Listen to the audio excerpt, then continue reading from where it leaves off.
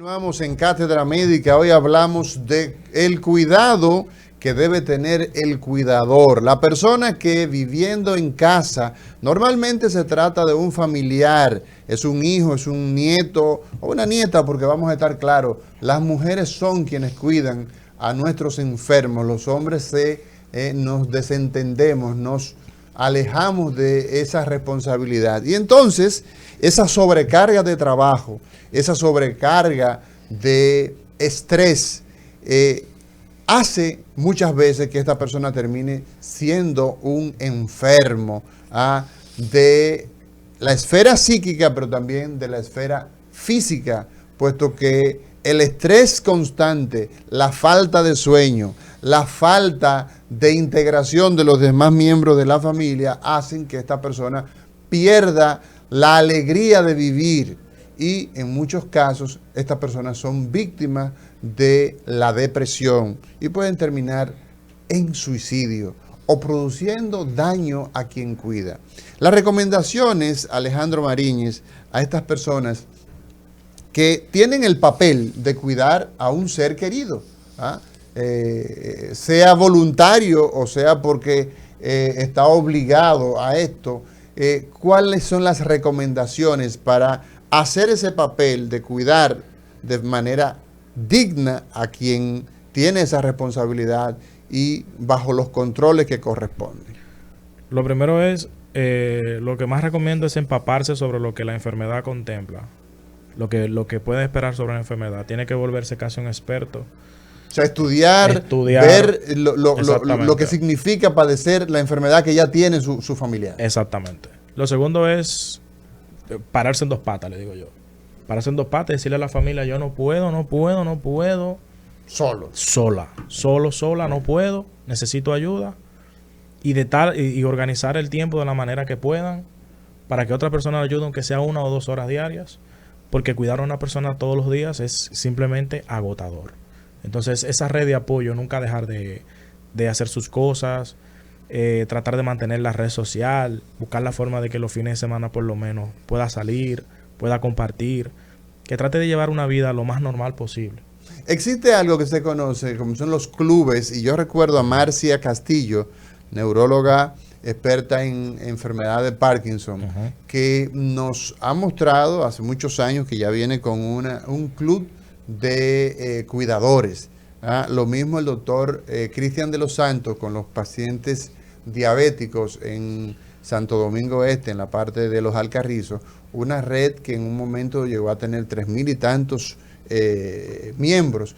Esas redes, digamos, de colaboración, no solamente en la parte familiar, sino de personas que, por ejemplo, tienen situaciones con enfermedades que ya están muy claras. Por ejemplo, los familiares de enfermedad de Parkinson están ahí y entonces se juntan, forman núcleos.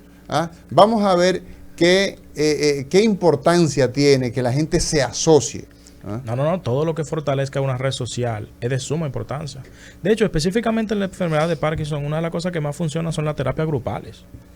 Las terapias grupales con el enfermo de Parkinson funcionan mucho porque pueden compartir y pueden hablar de lo que implica para ellos esa condición. O sea que todo lo que es red social, todo lo que implica hablar, todo lo que implica contar con alguien, todo lo que implica es beneficioso, es positivo. Si estos grupos que existen, acérquese a ellos. Vamos a ver qué dice la gente. Alejandro Mariñez, hoy hablando de cuidando al cuidador. Adelante. Baja el volumen de su radio, por favor. Bueno, no lo tengo encendido, pero no sé qué pasa entonces, porque no tengo radio encendido. Adelante. Sí, precisamente quería hacer unos comentarios sobre el comportamiento de ese problema aquí en Estados Unidos. Aquí en Estados Unidos, esos pacientes que tienen, por ejemplo, Alzheimer, o que tienen demencia, o que tienen Parkinson, o cualquier enfermedad mental, no así psiquiátrica, son llevados, su sistema de seguridad social le permite a que el sistema de salud lo absorba y lo trate, lo maneje en un centro, que son centros que aquí se llaman nursing home, que tienen lo que se llama un restorative center o tienen un rehab. Dentro de ese edificio hay unidades que manejan directamente a esos pacientes. Ahora, el personal que lo atiende son CNA, son Nursing Assistant certificado por el Estado. Tienen que coger un curso de dos meses, luego tomar una licencia con la Cruz Roja de Estados Unidos, pagar $100 y luego pueden optar por el trabajo. Se paga muy bien el trabajo. Hay muchos médicos dominicanos y muchas enfermeras que trabajan en los rehab. Entonces reciben un cuidado por personas entrenadas en este sentido, pero lo paga la Seguridad Social, porque aquí en Norteamérica la salud no es pública 100%, sino que da un servicio público, pero con una administración privada, y lo cubre su Seguridad Social. Entonces están también los RA, que son los enfermeros registrados, que también trabajan en ese campo, exclusivamente en ese campo. De manera de que yo realmente, cuando yo veo este sistema aquí, siempre pensé en República Dominicana y veo las vicisitudes que pasan los familiares y los pacientes cuando tienen este problema, que no hay cómo se atiende y el sistema no lo absorbe como lo absorbe aquí. Allá son los familiares y los vecinos, y eso va en detrimento de su vida. Incluso el médico de atención primaria es quien tiene que dar la orden para que un trabajador social entonces evalúe al paciente y lo envíe al rehab para entonces recontárselo al Seguro Social. Quería hacer ese aporte con ustedes. Gracias, Muchísimas Albert. gracias. Muchas gracias por tu aporte valiosísimo. Y Muy buen aporte. Justamente decíamos eso en una parte del programa, que aquí la necesidad que tiene este problema, este fenómeno, es que las autoridades, desde el punto de vista, digamos, general, deben tener en cuenta los hogares, los asilos, con todas las estructuras que incluyen, porque estas personas son profesionales, se dedican a cuidar al paciente con enfermedad neurodegenerativa, porque es insostenible. Desde el punto de vista individual, una persona dedicada 24 horas al día, 7 días a la semana, al cuidado de una persona, es imposible. Entonces, esto traduce, evidentemente, rasgando las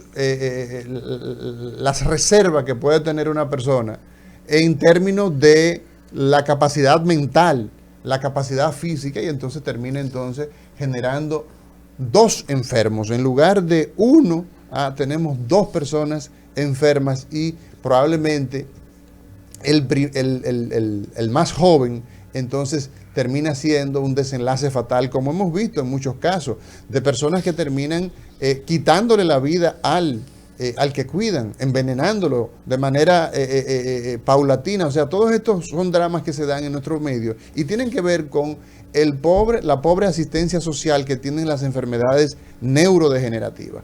Antes de esa llamada, Alejandro, preguntábamos sobre el tema de esas redes que se forman alrededor de los cuidadores que se asocian, que forman clubes y que se intercambian comunicaciones. El papel que tiene esto era la pregunta antes de esa intervención tan valiosa de Albert. No. Eso brinda una ayuda que es necesaria, vamos a decir, porque cuando tú puedes contactar con otras personas que pasan por lo mismo y puedes desahogarte y tú entiendes que tú no eres el único que está pasando por eso. De hecho, muchos problemas psicológicos son así. Muchas personas piensan que ellos son los únicos que tienen ese tipo de pensamiento. Y uno le dice, mira, no, sus pensamientos incluso son normales.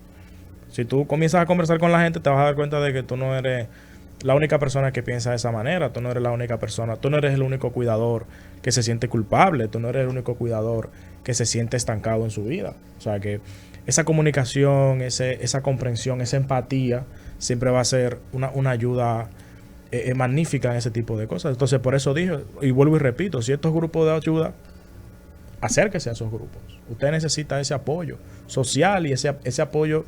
¿Quién sabe qué más ofrecen estos grupos de ayuda? Si incluso pueden algún día cuidarte, tu familiar, un par de horas que tú puedas desahogarte. Entonces, vale la pena. Siempre va a valer la pena. Alejandro, ustedes tienen próximamente la 6ª jornada de cuidadores de pacientes con Parkinson. Háblanos un poquito sobre esto, en qué consiste, si tiene algún costo, a través de qué medio la gente puede comunicarse con ustedes y acceder a estas informaciones que se van a manejar en este congreso. Muy bien, le instamos a todos los cuidadores, sobre todo de pacientes con Parkinson, que tenemos la 6ª jornada de cuidadores de pacientes con Parkinson, el 3 de septiembre, este sábado, en el Jardín Botánico. No tiene ningún costo. que sepa yo, que me hayan informado. No tiene ningún costo. El número de teléfono es 829-342-6769. Le instamos a que se inscriban. Van a haber unos profesionales, yo incluido, donde vamos a estar dando recomendaciones, un excelente personal médico y psicológico, donde vamos a estar dando conversatorios, charlas, explicando distintos temas relacionados con la enfermedad de Parkinson y la ayuda al cuidador. Por lo tanto, consideramos que es súper importante que se integren en este tipo de iniciativas que son muy informativas. Excelente. Vamos a seguir escuchando qué dice la gente. Buenos días. Adelante con su pregunta o comentario. Sí, quería completar el comentario con decirle que esos CNA, esas personas que se forman, tiene que renovar su licencia cada 2 años porque el Estado se le exige y lo vigile, lo persigue, caen los notijón y déjame ver tu licencia. Pero también es bien remunerado, comienzan con $20 por hora y si trabaja, por ejemplo, overtime, le pagan a 25 por hora y hay lugares donde te piden hasta te pagan hasta $30 por hora para cuidar a ese personal específicamente. Bien vigilado por salud pública aquí, en este caso, y bien remunerado. O sea que son bien cuidados. Aunque exigen cierta compasión, cierta vocación, tienen que tener un perfil académico acabado para eso. Muchísimas gracias, Albert. Doctor Lafontaine tiene una inquietud. Alejandro, ¿cuáles son las expectativas que tienen ustedes para con este evento? ¿Cuál es el propósito que esperan conseguir? No. Queremos mantener una población informada. Ahora mismo el grupo de Cognitiva RD estamos tratando de informar lo más posible a los cuidadores. Y recuerda, la primera recomendación que hice, por ejemplo, es empaparse de la enfermedad que padece su familiar, que padece la persona que usted está cuidando. Porque la información es poder. Y cuando uno tiene información, uno puede saber qué hacer. Por ejemplo, uno de los temas que yo voy a estar tratando con una compañera es neuroestimulación en casa. Okay. O sea, que si en cualquier caso esa persona no puede acceder a un servicio de terapia cognitiva para ese familiar, pues le vamos a dar técnicas, le vamos a dar páginas y le vamos a dar ejemplos de cómo se puede hacer una estimulación en casa. Y eso es súper importante. Porque ya explica que esto lo de neuroestimulación para que no vengan a pegar un cable de corriente eléctrica ahora y No, neuroestimulación es sencillo. Es estimular a la persona en sus procesos cognitivos, ¿no? Okay. Hacer ejercicio de atención, hacer ejercicio de memoria, hacer ejercicio de planificación. Perfecto. Y le vamos a dar algunas técnicas sobre dónde se puede encontrar información o apps o websites que ayudan muchísimo con ese tipo de cosas. Es solo un ejemplo, ¿no? Porque vamos a estar conversando sobre muchos temas.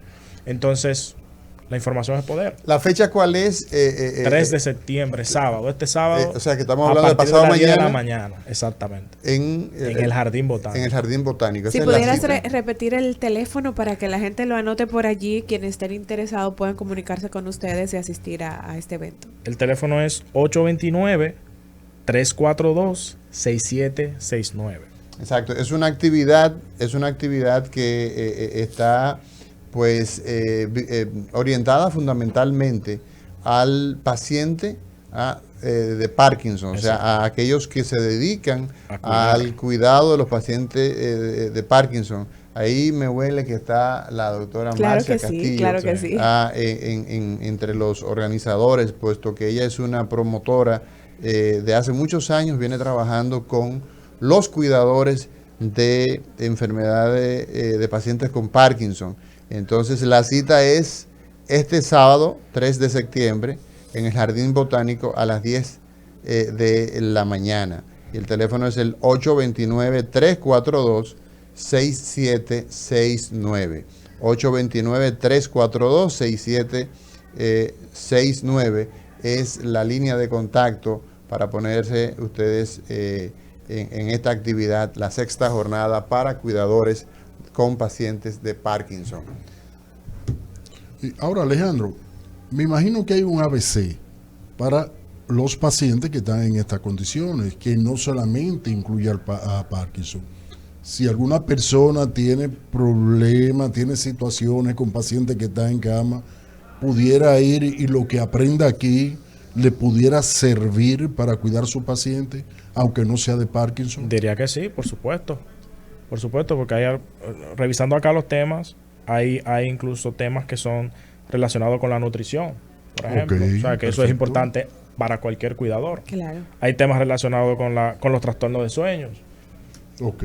Que también, o sea, no tiene nada que ver solamente con el cuidador de paciente con Parkinson. O sea, que sí, diría que sí, que para cualquier cuidador sería interesante y hay informaciones que pudiera extraer, Pero yo que le voy a- serían de Yo beneficio. le voy a decir a mi esposa que vaya, porque yo tengo trastorno del sueño. Dice acá, en uno de los comentarios de un website que vamos a, una página que me parece puede ser de utilidad a ustedes amigos que nos están escuchando.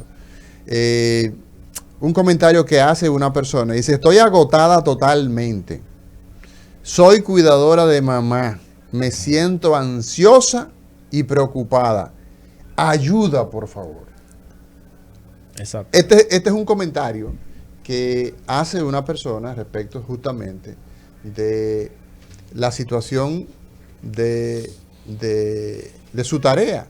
Y entonces hay unas, la página se llama ayudafamiliar.es, .es, ayuda familiar, todo pegado en minúscula, ayudafamiliar.es.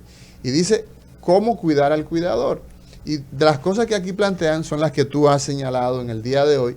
Y entonces habla de aceptar las limitaciones que tiene el cuidador. O sea, aquí establece que usted tiene que saber que esa persona que es dependiente de usted como tal tiene limitaciones de hacerlo solo. Claro. ¿Entiende? Entonces, por lo tanto, la característica de que el cuidador se autoimponga una tarea que él no va a poder solo es Eso ocurre importante. a veces. Eso ocurre a veces porque hay condiciones y lamentablemente es así. Y por eso siempre hablo mucho sobre la información e informar a los familiares sobre qué esperar. Es porque hay familias tienen que expectativas. que son escépticas de la enfermedad. Exacto. Son escépticos. Porque sucede sobre todo cuando el deterioro cognitivo es leve en algunos trastornos, en algunas enfermedades, que no se ve, no es aparente. Bueno, sí, a mamá se le olvidan las cosas, pero eso es normal, eso es por la edad. Y por eso nosotros recalcamos mucho lo que es la diferencia entre, porque es normal olvidar. Y a medida que uno va envejeciendo, es cierto que hay una pérdida de memoria que es esperada, pero hay otra que no. Por eso la evaluación es súper importante, porque la evaluación no dice si esa pérdida de memoria es esperada o no. Las personas dicen, no, mamá se le olvidan las cosas, pero eso es normal. No. Eso es fulana, el cuidador que dice que ella está mal, pero ella no está mal nada, porque cuando ellos visitan, ella se comporta mejor. Creen Hay que el condiciones- cuidador está exagerando. Exactamente, creen que el cuidador está exagerando, porque la persona en cierto contexto se comporta mejor.